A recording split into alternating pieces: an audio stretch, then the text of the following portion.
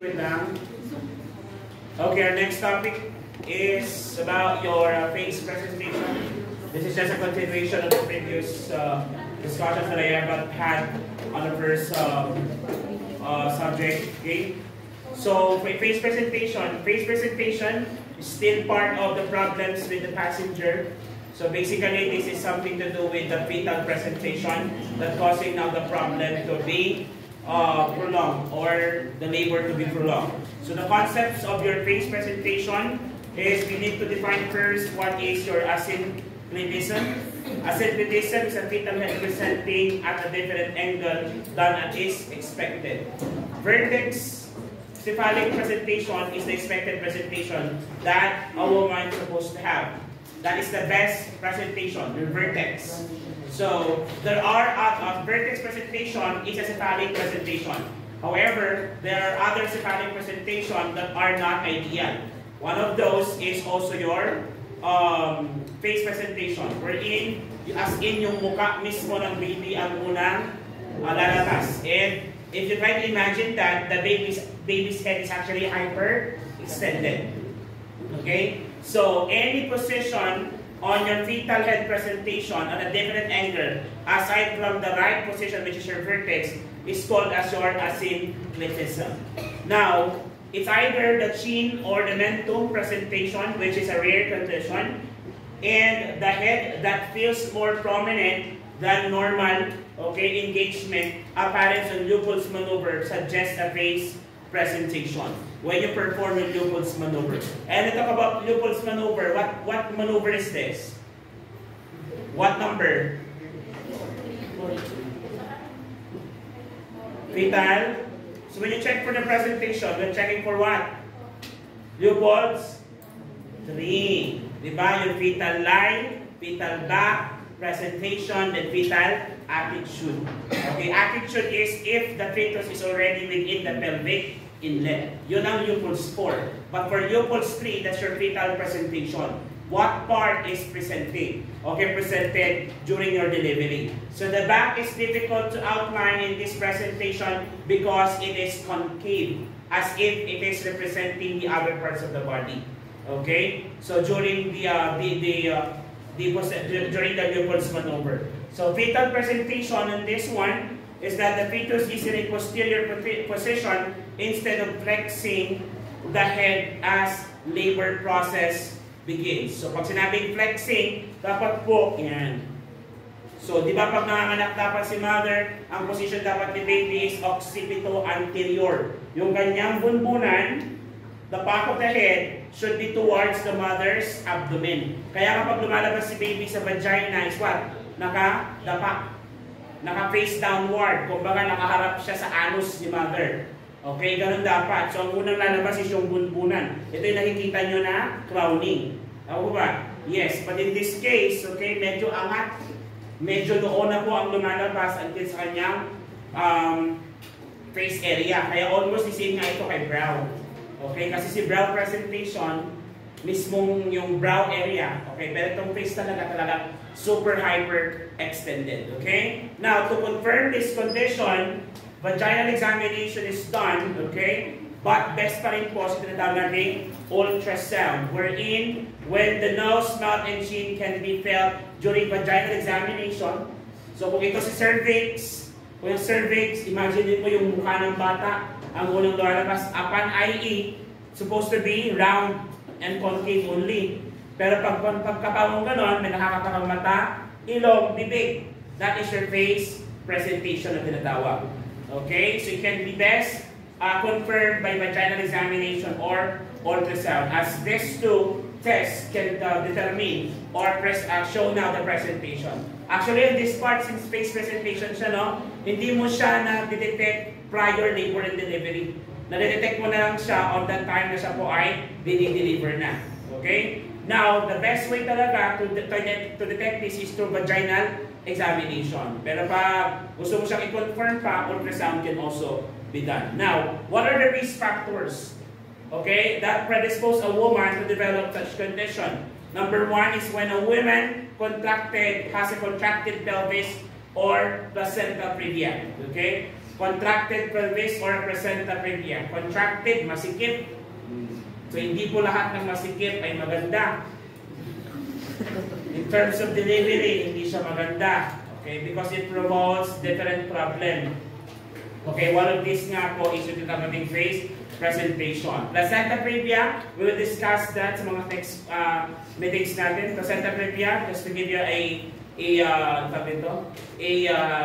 idea is that there is a low-lying placenta. Supposedly, placenta should be attached on the upper portion of your endometrium. But in this case, it is placed or on top of the cervical os. When you say cervical os, it is the cervical opening. Okay, either on top of that or near the cervical os.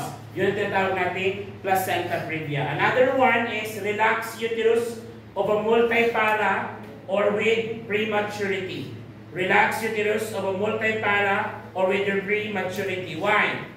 Pag relax kasi ang uterus at nagde-descend po yan, so tendency, hindi mapupush outward yung fetus, nag-hyperflex po si baby.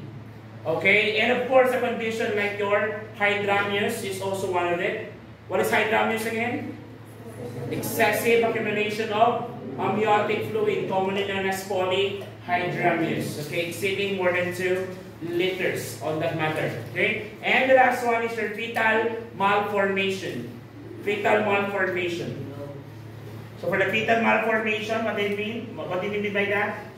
If there are abnormalities that develops in your fetus. Okay? Now, how are we going to manage this condition? Depends now, okay, sa mother part and the baby part or the fetus part. For the part of the mother, pregnant women, okay, if the presentation is the chin, or if the chin is anterior, the pelvic diameters are within the normal limits. So, possible for the infant to be born without difficulty, perhaps along the first stage of labor, because the face does not mold well to make a snugly engaging part. But if the chin is posterior, cesarean birth is necessary. Okay, cesarean birth is necessary. So, ibig sabihin nito, again, ano ang correct na positioning during delivery? It should be occipito anterior. Okay? So, if it's occipito anterior, ibig sabihin, face, chin, pwede pa kayo deliver. Basta nakadapa.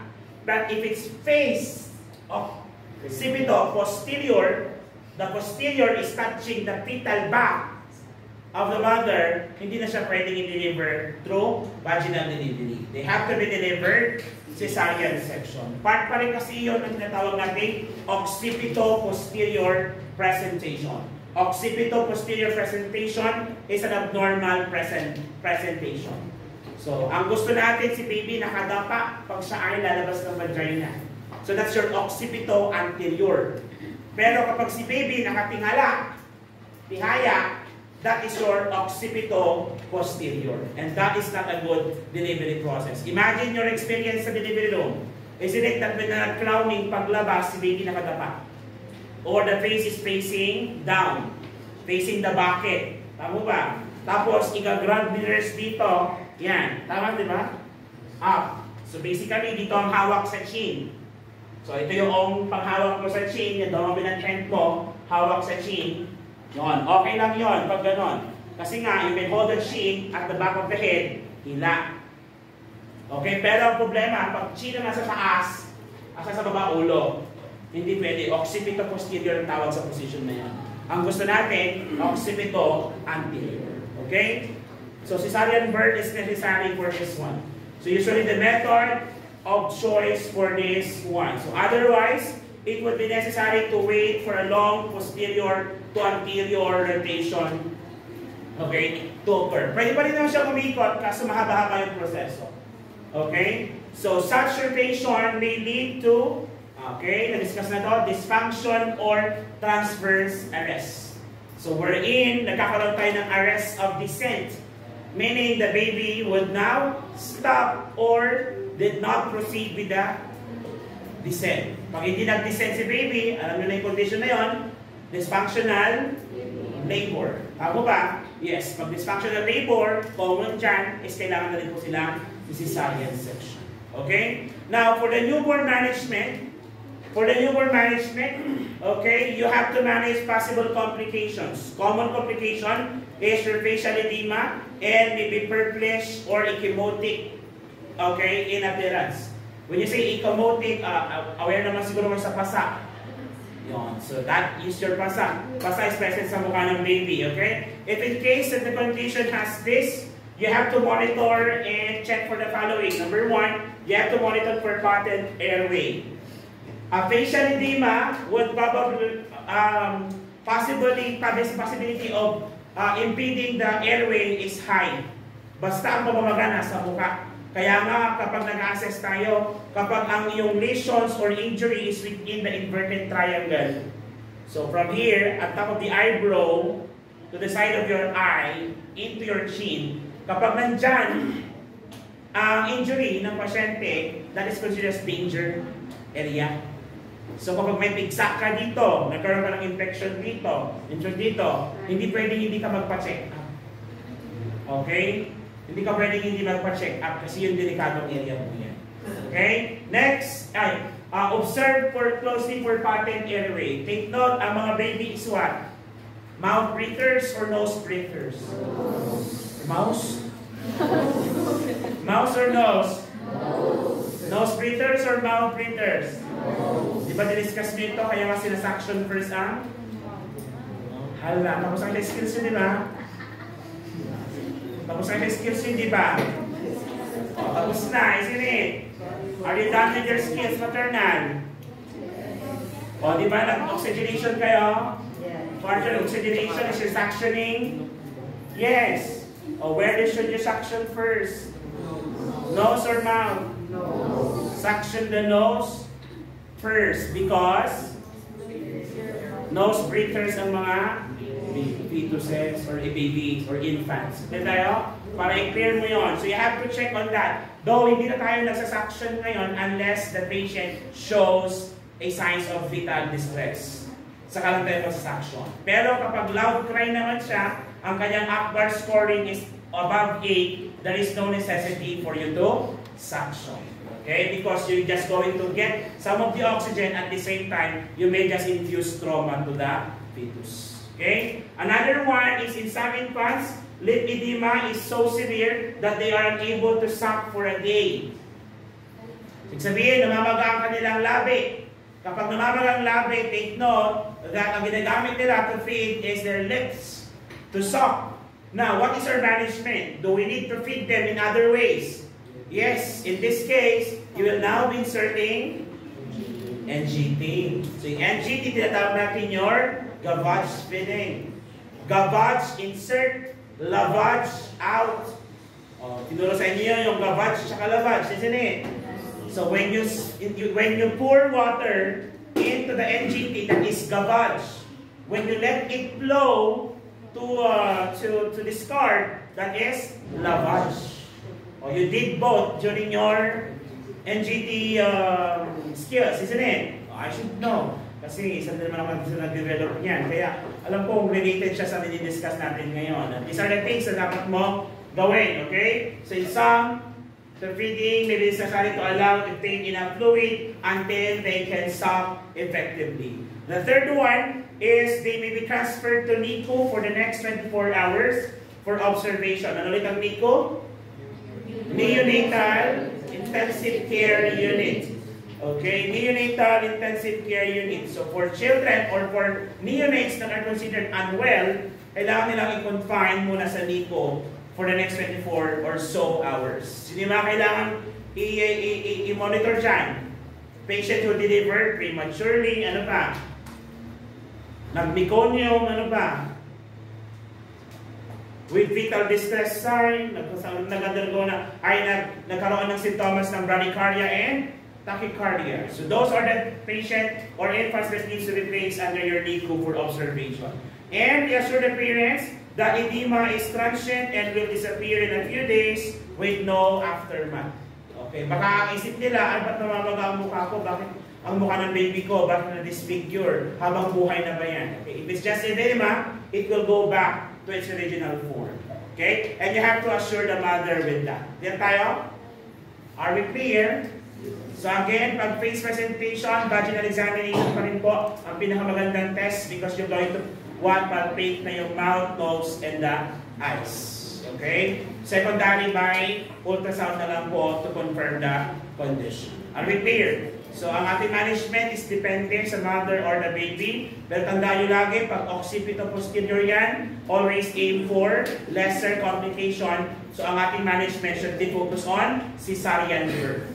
Irregardless kung anong type, okay, ng presentation niya. Okay, if it's chin or face or brow, ang pinaka-safe pa rin talaga is cesarean section. Kasi nga, mas less ang kanyang complication. Do you have any questions? Clarifications? None. We're done with your face presentation.